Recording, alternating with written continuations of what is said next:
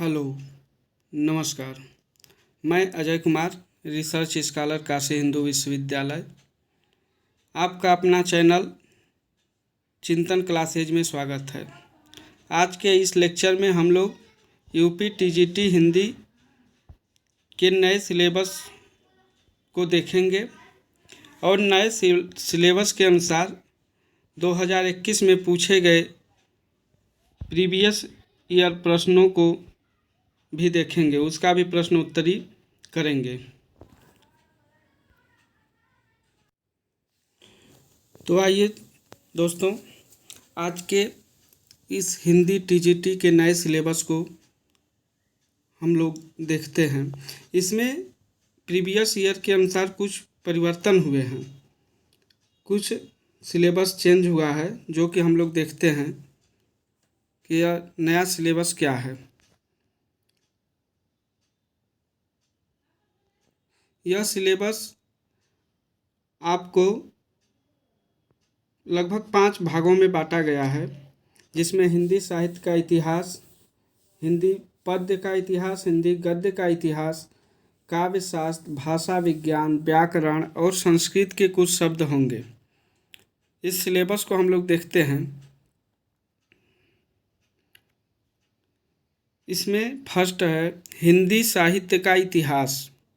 इसके अंतर्गत जो सिलेबस में रखा गया वह आदिकाल, भक्तिकाल में संत काव्य, सूफी काव्य, राम भक्ति काव्य, कृष्ण भक्ति काव्य, यह भक्तिकाल के अंतर्गत है।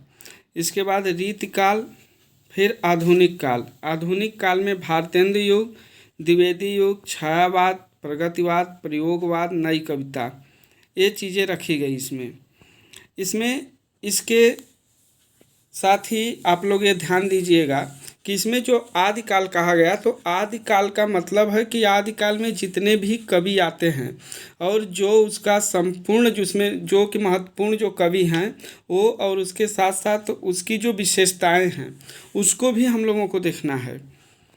और भक्ति काल में संत, सूफी, राम भक्ति और कृष्ण काव्य, इसकी विशेषताएं, महत्वपूर्ण कवि। इसके साथ ही रीत काल के भी उसी प्रकार से, रीत काल को जो 3 भागों में बांटा गया, उसके महत्वपूर्ण कवि कौन थे और उसकी विशेषताएं क्या थी, इसको भी हम लोग देखेंगे। आधुनिक काल में जो भारतेंद्र युग, द्विवेदी युग, छायावाद, प्रगतिवाद, प्रयोगवाद और नई कविता जो है, इसके कवियों के साथ ही साथ इसकी विशेषताओं को भी ध्यान देना पड़ेगा, क्योंकि विशेषताओं से भी प्रश्न पूछ लिए जाते हैं। नेक्स्ट, हिंदी गद्य साहित्य का विकास। हिंदी गद्य साहित्य का विकास के अंतर्गत निबंध, नाटक, उपन्यास, कहानी, हिंदी गद्य की लघु विधाएँ, ये बहुत महत्वपूर्ण है, जो कि इसमें आपको जीवनी, आत्मकथा, संस्मरण, रेखाचित्र, यात्रा साहित्य, गद्य और व्यंग, ये रचनाएं इसके अंतर्गत हम लोगों को पढ़नी है। नेक्स्ट, इसमें इसके बाद हिंदी के रचना एवं उनकी रचनाएं, यानी कि जो हिंदी के रचनाकार हैं और उनकी जो रचनाएं हैं, जैसे आदिकाल के जो लेखक हो गए, भक्ति काल के हो गए, रीत काल के, आधुनिक काल के, उसमें जो भी युग बांटा गया है उसके जो लेखक हो गए और उनकी जो रचनाएं हो गई, उसके विषय में। ये तो यहाँ पे स्पष्ट लिखा गया कि हिंदी रचनाकार, उनकी रचनाएं। इसके साथ ही साथ आपको विशेषताओं पे भी विशेष ध्यान देना होगा। आदिकाल की, भक्तिकाल, रीत और आधुनिक काल की जो विशेषताएं हैं उस पे, और हिंदी गद्य में जो नाटक, निबंध लिखे गए हैं उसमें महत्वपूर्ण तथ्यों को भी हमें देखना पड़ेगा, क्योंकि इस बदलते हुए पैटर्न में क्वेश्चन कहाँ से पूछे जा रहे हैं यह कहना बहुत मुश्किल है। इसलिए इस सिलेबस के अकॉर्डिंग हम लोग अभी आगे हम लोग पढ़ेंगे कि 500 प्रश्नों की हम श्रृंखला एक शुरू किए हैं, जो कि बहुत महत्वपूर्ण श्रृंखला है। उसमें हम अलग अलग पार्ट में बांट करके उसको हम लोग पढ़ेंगे, और कृपया इसको आप लोग स्किप ना करें और ध्यानपूर्वक देखें। यह मैं कह सकता हूँ, पूरे वादे के साथ कह सकता हूँ कि यह 500 श्रृंखला जो लोग अगर मन से पढ़ लिए और कर लिए तो जान लीजिए कोई 125 में 125 की तो मैं गारंटी नहीं लेता, लेकिन 115 प्लस आपके होने ही होने हैं, उस 500 श्रृंखला से आपको बाहर नहीं मिलेंगे। तो हम लोग इस सिलेबस में आगे देखते हैं। यह काव्य शास्त्र, आगे है काव्य शास्त्र। काव्य शास्त्र के भेद, रस, अवयव, छंद, इसके साथ ही अलंकार। काव्य अलंकार में देखिए शब्दालंकार और अर्थालंकार, बस यही दो दिया है, शब्दालंकार और अर्थालंकार। लेकिन आपको शब्दालंकार के अंतर्गत जो महत्वपूर्ण भेद हैं और अर्थालंकार के अंतर्गत जो महत्वपूर्ण भेद हैं, उस सारे भेदों को भी हमें पढ़ना है, क्वेश्चन वहीं से बनते हैं। इसके साथ ही काव्य गुण और काव्य दोष, यह काव्य शास्त्र के अंतर्गत है। नेक्स्ट है भाषा विज्ञान। भाषा विज्ञान में हिंदी की बोलियां, विभाषाएं, हिंदी की शब्द संपदा, हिंदी की ध्वनियाँ, देवनागरी लिपि, नामकरण, विकास, विशेषताएं, त्रुटियाँ एवं सुधार के प्रयत्न, हिंदी में क्या सुधार किए गए इसको भी देखना है। नेक्स्ट देखते हैं हम लोग, अगला सिलेबस में जो लगा हम लोगों के वह लगा है व्याकरण। व्याकरण में लिंग, वचन, कारक, संधि, समास, वर्तनी तथा वाक्य शुद्धि, शब्द रूप, पर्यायवाची, विलोम, श्रुति संभिन्नार्थक शब्द, वाक्यांश के लिए एक शब्द, मुहावरा और लोकोक्ति, इतनी चीज़ें हमें इसको देखनी है व्याकरण के अंतर्गत। नेक्स्ट है संस्कृत साहित्य, जो कि टीजीटी और पीजीटी दोनों में है और यह एक सिलेक्शन के लिए एक महत्वपूर्ण भूमिका निभाती है। इसको छोड़ करके अगर हम सोचें कि सिलेक्शन हो तो यह नामुमकिन है। संस्कृत साहित्य में दोस्तों थोड़ा से बगल में कुछ अंकल लोग हैं, थोड़ा कुछ बात कर रहे हैं, आप लोग को डिस्टर्ब होगी, इसके लिए मैं क्षमा चाहता हूँ। संस्कृत साहित्य के अंतर्गत जो लेखक पढ़ने हैं उसमें संस्कृत साहित्य के प्रमुख रचनाकार एवं उनकी रचनाएं जो कि महत्वपूर्ण हैं, जिसमें कि कालिदास, भवभूति, माघ, दंडी और श्रीहर्ष, 5 लोगों को हमें पढ़ना है। 5 लोगों के साथ साथ इनकी जो रचनाएं हैं उन रचनाओं की क्या विशेषता है, क्या विषय वस्तु है, एवं उसमें काव्य शास्त्र के जो सौंदर्य हैं, रस, छंद, अलंकार से भी इनसे संबंधित, इनकी रचनाओं से संबंधित प्रश्न पूछे जाते हैं। इसको हम लोगों को ध्यान देना होगा। हालांकि ये सब चीज़ मैं आगे आप लोगों को कराऊंगा। इसी में संस्कृत साहित्य में ही व्याकरण के अंतर्गत पढ़ना है हमें संधि में देखिए क्या पढ़ना कि स्वर एवं व्यंजन संधि। ध्यान दीजिएगा, संस्कृत साहित्य में जितना सिलेबस दिया है उसको कंप्लीट हमें करना ही है। इसमें संधि, स्वर एवं व्यंजन संधि, इसके अलावा समास, शब्द रूप, धातु रूप, कारक प्रयोग एवं अलंकार, यह चीज़ संस्कृत साहित्य के व्याकरण के अंतर्गत पढ़नी है। तो यह हम लोगों ने देखा कि हिंदी यूपी टीजीटी हिंदी के अंतर्गत जो नया सिलेबस लगा है उस सिलेबस को हम लोगों ने देखा, और ये आप लोग देख सकते हैं उत्तर प्रदेश टीजीटी यह सिलेबस है।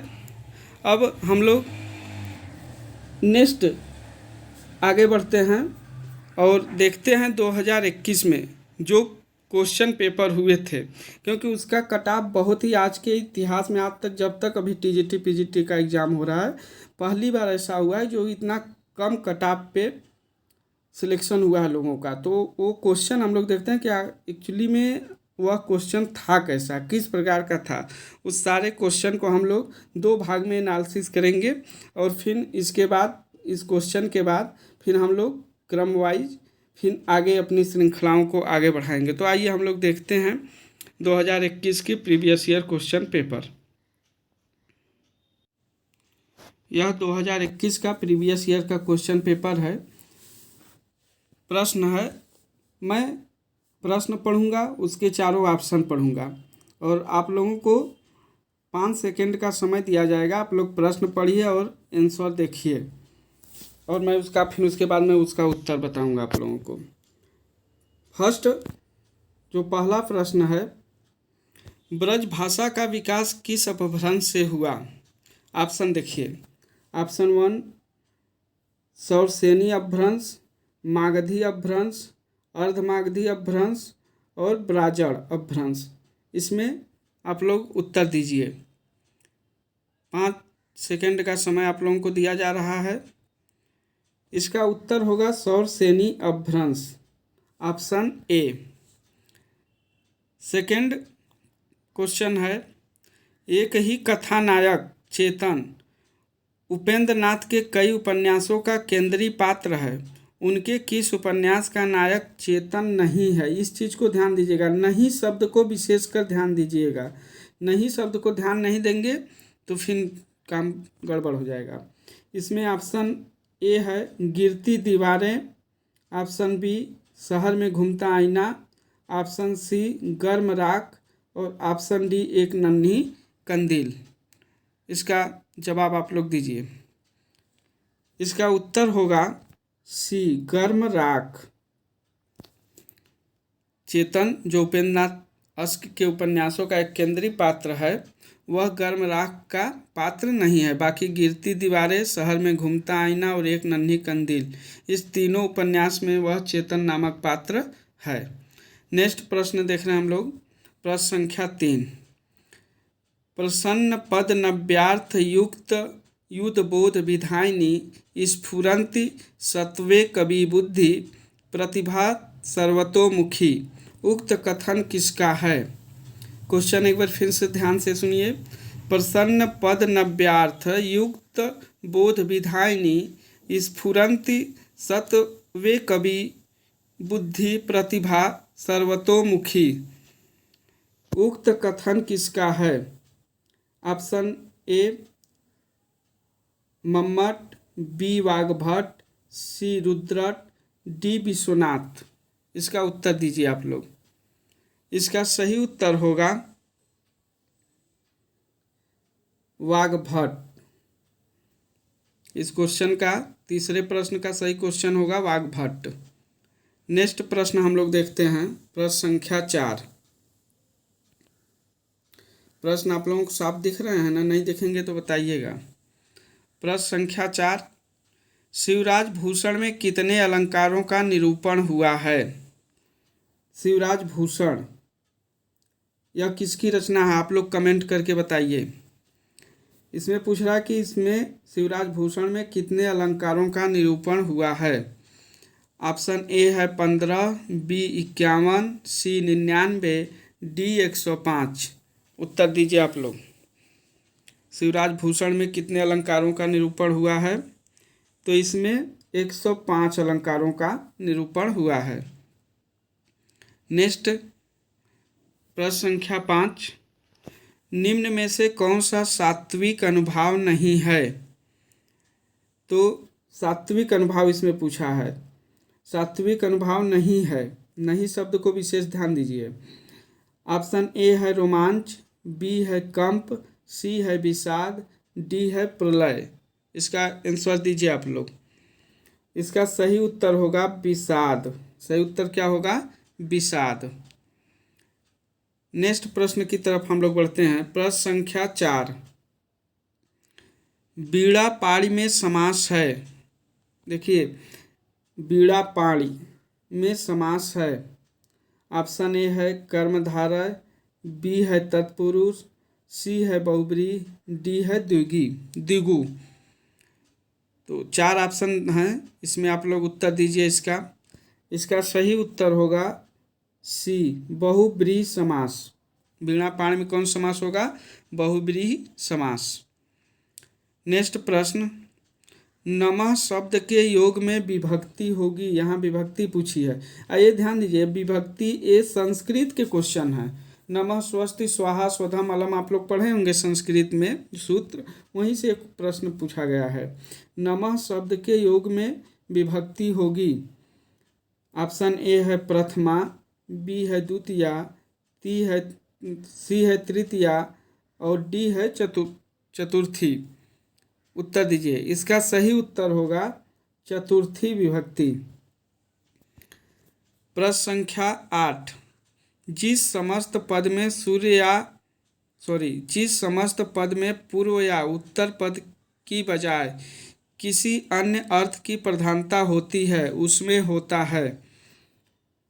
क्वेश्चन क्या कर आप समझिएगा, ये डिफिनीशन से क्वेश्चन पूछा, परिभाषा पूछी जा रही है समास की, कि जिस समस्त पद में पूर्व या उत्तर पद की बजाय किसी अन्य अर्थ की प्रधानता होती है उसमें होता है। ऑप्शन ए बहुब्रीहि समास, तत्पुरुष समास, सी है अव्ययी भाव समास, डी है द्वंद्व समास। इसका उत्तर बताइए क्या होगा।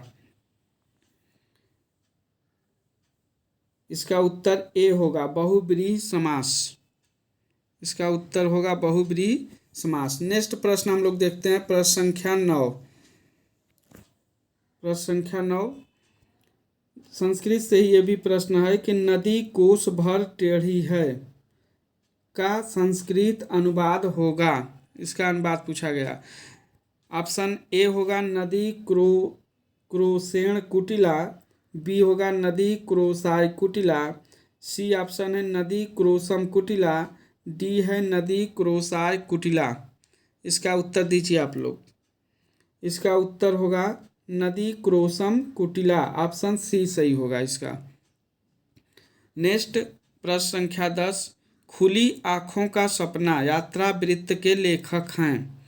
खुली आँखों का सपना ये क्या है, यात्रा वृत्ति। इसको ध्यान दीजिए, इसमें विधा को भी ध्यान देना है। इसमें तो आपको एक क्वेश्चन है तो पता चल गया खुली आँखों का सपना किसका है, लेकिन अगले बार हो सकता है कि आप पूछ ले कि किस विधा की रचना है, तो ये आपको ध्यान देना है कि यह यात्रा वृत्त है। खुली आँखों का सपना किस यात्रा वृत्त के लेखक हैं। ऑप्शन ए है मरुधर मृदुल, बी है हरि सुमन बिष्ट, सी है सीतेश आलोक, डी है वल्लभ डोभाल। इसका उत्तर दीजिए आप लोग। प्रश्न संख्या 10 का उत्तर, इसका ए उत्तर सही होगा मरुधर मृदुल। खुली आँखों का सपना यात्रा वृत्त के लेखक कौन है, मरुधर मृदुल। प्रश्न संख्या 11, प्रश्न संख्या 11 को देखते हैं हम लोग। प्रश्न संख्या 11 है, निम्नलिखित में महाकाव्य के लक्षणों के विषय में एक कथन असत्य है। अब देखिए महाकाव्य का लक्षण पूछा है, किसका लक्षण पूछा है, महाकाव्य के लक्षणों के विषय में कौन सा सही नहीं है इसको पूछा है। इसका ऑप्शन एक है इसमें सभी नाटक संधियाँ होती हैं, ऑप्शन बी है इसमें सभी रस प्रधान रस के रूप में होते हैं, ऑप्शन सी है यह सर्गों में विभक्त होता है, और ऑप्शन डी है इसके आरंभ में देवादि को नमस्कार आशीर्वाद या स्तुति निर्देश होता है। इसका उत्तर दीजिए कि महाकाव्य के लक्षणों के विषय में कौन सा सही नहीं है। तो इसका शुद्ध आंसर ऑप्शन बी होगा, इसमें सभी रस प्रधान रस के रूप में होते हैं। महाकाव्य आगे आप लोगों को मैं इसका विस्तार में से चर्चा करूंगा कि महाकाव्य किसे कहते हैं, खंड काव्य किसे कहते हैं, इसको हम लोग आगे पढ़ेंगे। नेक्स्ट प्रश्न संख्या 12 की तरफ हम लोग बढ़ते हैं। प्रश्न संख्या 12 देखिए,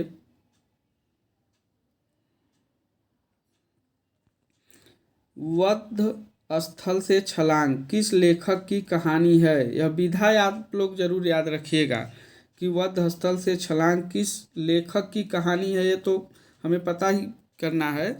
इसके साथ ही यह किस विधा की है इसको भी हमें ध्यान देना है। तो इसका ऑप्शन हम पढ़ते हैं, चारों ऑप्शन। ऋषिकेश सुलभ, बी है प्रदीप जायसवाल, सी है सत्यकेतु विद्यालंकार, डी है डॉक्टर धर्मवीर। इसका शुद्ध आंसर दीजिए आप लोग 12 का। वध स्थल से छलांग यह जो कहानी है वह ऋषिकेश सुलभ की है। किसकी कहानी है, ऋषिकेश सुलभ की। प्रश्न संख्या 13, युष्मद शब्द के चतुर्थी विभक्ति एक वचन के रूप में है अब युष्मत शब्द का चतुर्थी विभक्ति एक वचन पूछ रहा है। ऑप्शन एक है तुभ्यम तथा तव, बी है तुभ्यम तथा ते, सी है तुभ्यम तथा तव, डी है त्वया तथा त्वाम। 4 ऑप्शन दिए हैं, इसमें सही उत्तर होगा, बताइए। इसका बी जो है वह शुद्ध है, तुभ्यम तथा ते। देखिए रूप में क्या होता है कि ऑप्शनल देता है, जैसे कि एक रूप के दो दो रूप बनते हैं, एक शब्द के दो दो रूप बनते हैं, तो ये तुभ्यम तथा ते दो दो रूप दिया, हमको दोनों रूप याद करने की जरूरत है। नेक्स्ट प्रश्न है प्रश्न संख्या 14। सभी स्वर होते हैं, सभी स्वर क्या होते हैं पूछ रहा है। दीर्घ होते हैं, अघोष होते हैं, ऑप्शन सी महाप्राण, ऑप्शन डी अल्प प्राण। इसमें हमें बताना है कि सभी स्वर क्या होते हैं, तो इसका ऑप्शन डी सही होगा। सभी स्वर क्या होते हैं, अल्प प्राण होते हैं, इस चीज को हमें ध्यान देना है। नेक्स्ट प्रश्न प्रश्न संख्या 15, इसको हम लोग देखते हैं। पद्मावत का बंगला अनुवाद किसने किया था। ऑप्शन ए मगन ठाकुर, बी आलो उजाला, डी नसरुद्दीन हुसैन और डी सुराजुद्दौला। इसके 4 ऑप्शन हैं, इसमें आपको सही उत्तर बताना है। प्रश्न संख्या 15 का सही उत्तर होगा आलो उजाला। पद्मावत का बंगला अनुवाद किसने किया, आलो उजाला। प्रश्न संख्या 16, निम्न में से कौन सा सुमेलित नहीं है। इसे यहाँ पे फिर नहीं शब्द पूछा है, इसको ध्यान देना है। इसमें ऑप्शन 1 है प्रभा खेतान अपने अपने चेहरे, बी है नासिरा शर्मा ठीकरे की मंगनी, सी है सूर्यबाला अग्निपंखी, डी ऑप्शन है मृदुला गर्ग एक जमीन अपनी। तो इसमें हमें यह बताना है कि कौन सा सुमेलित नहीं है, तो इसमें डी ऑप्शन देखिए मृदुला गर्ग एक जमीन अपनी, यह मृदुला गर्ग की नहीं है। बाकी अपने अपने पिजड़े प्रभा खेतान का है, ठीकरे की मंगनी नासिरा शर्मा की है, अग्निपंखी सूर्यबाला की है और एक जमीन अपनी यह मृदुला गर्ग की नहीं है। इस नेक्स्ट प्रश्न प्रश्न संख्या 17, इसको हम लोग देखते हैं कि हिंदी के विकास के संबंध में निम्नांकित कथनों में से एक असत्य है। देखिए हिंदी के विकास के संबंध में निम्नांकित कथनों में से एक असत्य पूछ दिया, यानी इनमें से कौन सा सही नहीं है, इस चीज़ को ध्यान देना हमें। ऑप्शन ए है हिंदी का विकास संयोगात्मक भाषा के रूप में हुआ, बी है हिंदी का विकास लगभग 1000 ईस्वी से माना जाता है, ऑप्शन सी है हिंदी अपभ्रंश के बाद की भाषा है, ऑप्शन डी है हिंदी एक वियोगात्मक भाषा है। इसका शुद्ध उत्तर बताइए आप लोग। इसका सही उत्तर होगा ए हिंदी का विकास संयोगात्मक भाषा के रूप में हुआ है। यह क्या है, यह गलत है, यानी यह असत्य कथन है। लेकिन इस प्रश्न में सही उत्तर इसका यही है, लेकिन यह असत्य है। बाकी तीनों ऑप्शन जो इसके हैं वो सही हैं।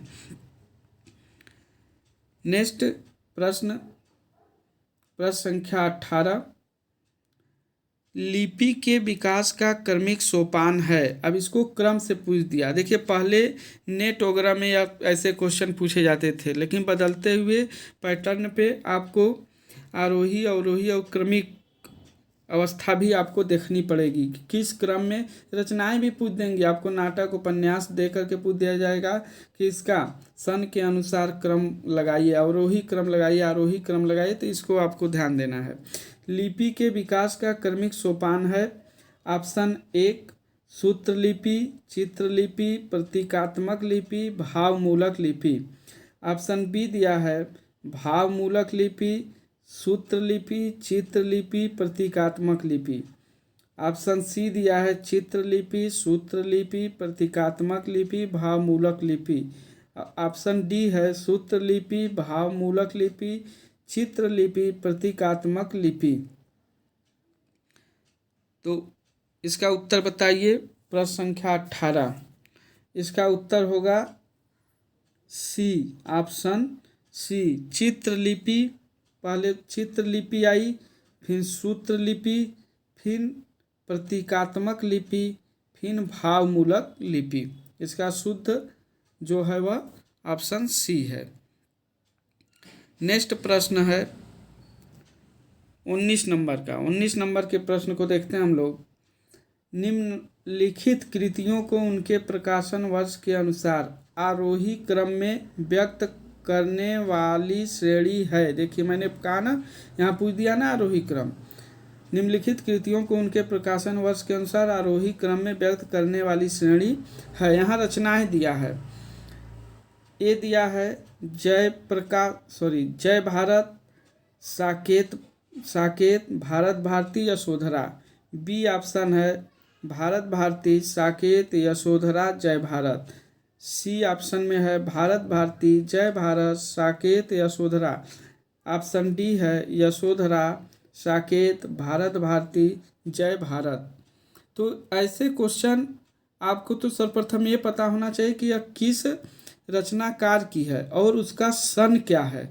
जब तक आप सन नहीं जानेंगे तब तक इसको आरोही या अवरोही क्रम में नहीं लगा सकते। तो यह तो आपको पता होगा कि यह किसकी है, यह गुप्त की है। मैथिली शरण गुप्त की एक रचना है। सॉरी, थोड़ा से डिस्टर्ब हो गया। मैथिली शरण गुप्त की एक रचना है।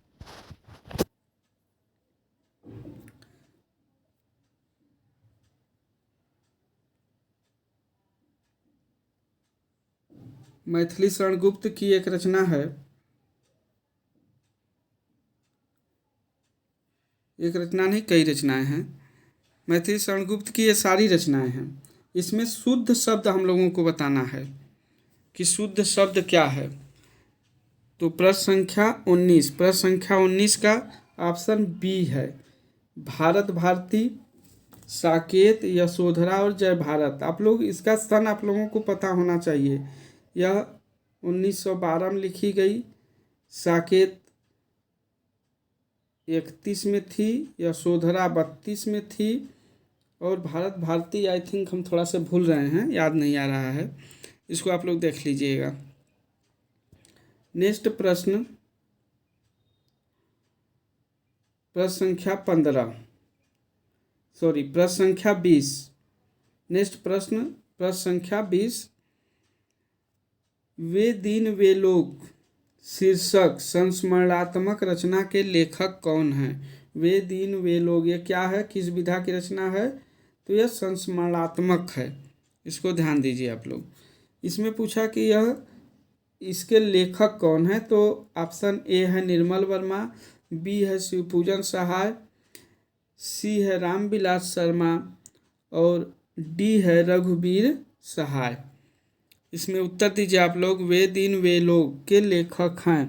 प्रश्न संख्या 20, इसके लेखक हैं शिवपूजन सहाय। शिवपूजन सहाय की वे दिन वे लोग संस्मरणात्मक रचना है।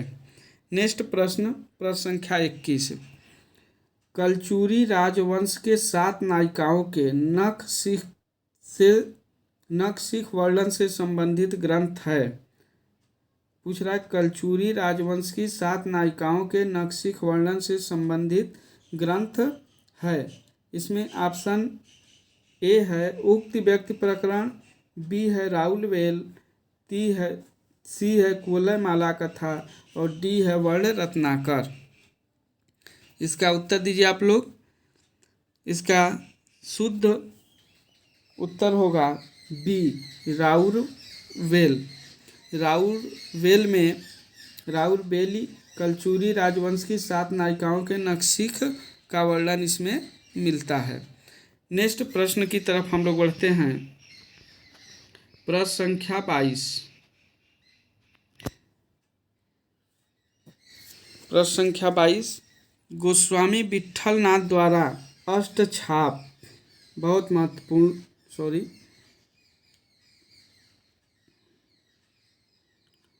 सॉरी फ्रेंड, थोड़ा से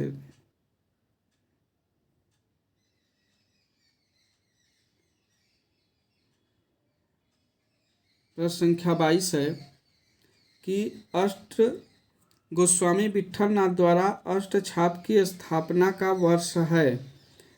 1500, ऑप्शन 1 है 1555, बी है 1558, सी है 1560 और डी है 1565।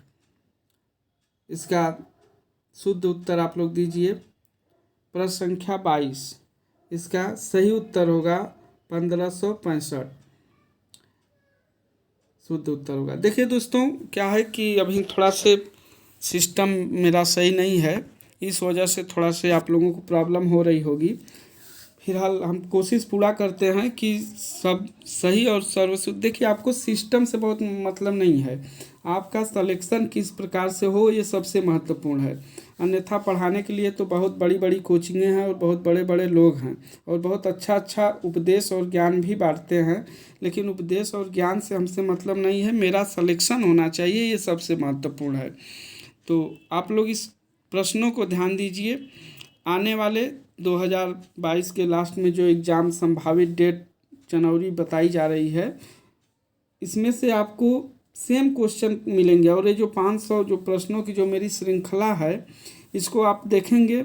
इसमें से मैं वादा तो नहीं करता, लेकिन ये मान के चलिए कि आपको 115 प्लस क्वेश्चन श्योर मिलना ही मिलना है, सेम टू सेम। तो आप लोग इसको धैर्यपूर्वक देखिए। मैं आज के इस सिर्फ 50 क्वेश्चन कराऊंगा, बाकी फिर नेक्स्ट अगले प्रैक्टिस सेट में हम लोग करेंगे। तो नेक्स्ट प्रश्न आप लोग देखिए, प्रश्न संख्या 23। प्रश्न संख्या 23 है, सूरदास का प्रेम पक्ष लोक से न्यारा है, यह कथन किस विद्वान का है? ऑप्शन 1 आचार्य रामचंद्र शुक्ल, बी आचार्य हजारी प्रसाद द्विवेदी, सी डॉक्टर राम कुमार वर्मा और डी डॉक्टर बच्चन सिंह। इसका शुद्ध उत्तर आप लोग दीजिए। प्रश्न संख्या 23 का ए होगा आचार्य रामचंद्र शुक्ल। सूरदास का प्रेम पक्ष लोक से न्यारा है, यह कथन किसका है? तो शुक्ल जी का है। नेक्स्ट 24 नंबर का प्रश्न, गुरु नानक देव की माता का नाम था? ऑप्शन 1 लक्ष्मी, बी बितस्ता, सी रूपना, डी है तृप्ता। इसका सही उत्तर दीजिए आप लोग। गुरु नानक देव की माता का नाम था, तो सही उत्तर होगा इसका डी तृप्ता। 25 नंबर का प्रश्न है, विधा की दृष्टि से कौन सी रचना 3 से भिन्न है? अब इसमें विधा पूछ लिया वो कि कौन सी 3 रचना जो एक ही विधा की है, बाकी एक अलग है। ऑप्शन दिया है, ऑप्शन 1 है मुर्दहिया, बी है मरकड़का, सी है कितनी धूप में कितनी बार, डी है वट वृक्ष की छाया में। यह 4 ऑप्शन हैं। इसमें पूछ रहा है कि कौन सी एक रचना ऐसी है जो 3 से भिन्न है, तो इसमें ऑप्शन जो डी है वट वृक्ष की छाया, यह अलग है। बाकी मुर्दहिया मरकड़का कितनी धूप में कितनी बार, यह अलग है, यह एक अलग विधा की है। आई थिंक हमें लगता है कि यह आत्मकथा है तीनों। बाकी वट वृक्ष की छाया यह दूसरे विधा की रचना है। नेक्स्ट प्रश्न, प्रश्न संख्या 26। प्रश्न संख्या 26 हम लोग देखते हैं, अतड़ियों में बल पड़ना, यह मुहावरा है। अतड़ियों में बल पड़ना मुहावरा, मुहावरे का अर्थ है। ऑप्शन 1 आंतों की बीमारी हो जाना, बी है हंसते हंसते पेट में पीड़ा हो जाना, सी है पेट में आंतों का न होना और डी है मन में किसी प्रकार की शंका होना। तो इसका शुद्ध शब्द यानी शुद्ध इसका आंसर होगा हंसते हंसते पेट में पीड़ा हो जाना। अतड़ियों में बल पड़ने मुहावरे का अर्थ है हंसते हंसते पेट में पीड़ा हो जाना। प्रश्न संख्या 27, निम्नलिखित में तत्भव शब्द नहीं है, फिर यहाँ नहीं शब्द आ गया, इसको ध्यान दीजिएगा। राजा, ऑप्शन बी है खेत, सी है किसान, डी है दाहिना। 4 ऑप्शन है, उत्तर दीजिए।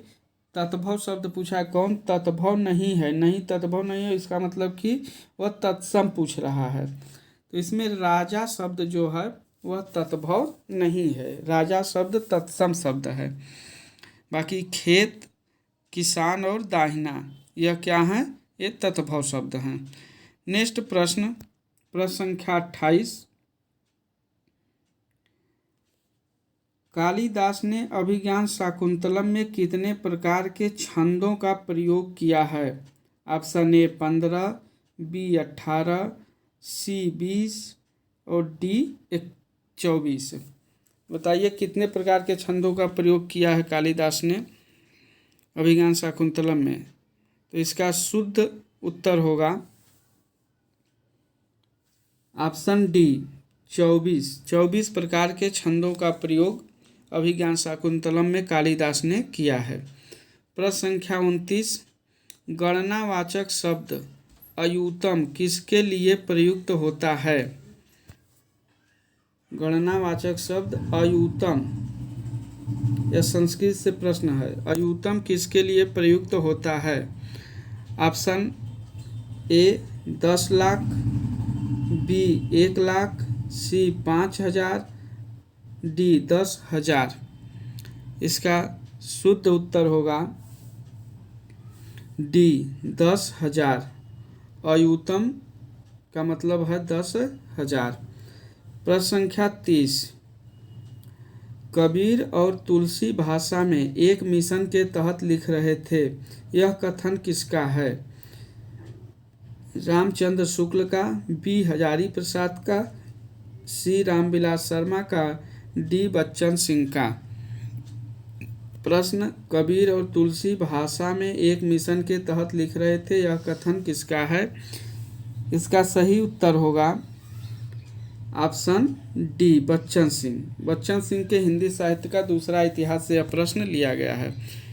तो यह आप लोग देखें, आप लोगों को एक चीज़ पता होगा कि हिंदी साहित्य का जो इतिहास है शुक्ल का, बच्चन सिंह का और नगेंद्र का, ये तीनों इतिहास से क्वेश्चन यहाँ पे बने हैं और ये सारे जो किताब है वो बहुत महत्वपूर्ण हैं। आगे मैं इन सारे किताबों को आप लोगों को मैं सारे जो क्वेश्चन यहाँ पे आप 500 श्रृंखला सीरीज में मिलेंगे, इन सारे किताबों से आपको क्वेश्चन मिलेंगे और एक भी क्वेश्चन आपको मैं कोशिश करूँगा कि एक भी क्वेश्चन बाहर ना जाए। और मैं आगे इस जो एक क्वेश्चन ख़त्म हो जाएंगे 2021 का, तो हम लोग क्रम वाइज आदिकाल, भक्ति काल, रीति काल, आधुनिक काल, इस हिसाब से क्रम वाइज चलेंगे और कोशिश करेंगे कि अभी एग्ज़ाम जहाँ तक उम्मीद है कि मान चलिए कि जनवरी के लास्ट या फरवरी में होने की संभावना है। तो अभी ये नवंबर है, नवंबर दिसंबर, कोशिश करेंगे कि हम लोग दिसंबर के लास्ट तक पूरा का पूरा सिलेबस क्रम वाइज समाप्त कर दें और फिर उसके बाद आगे हम लोग उसको फिर रिवाइज भी करेंगे।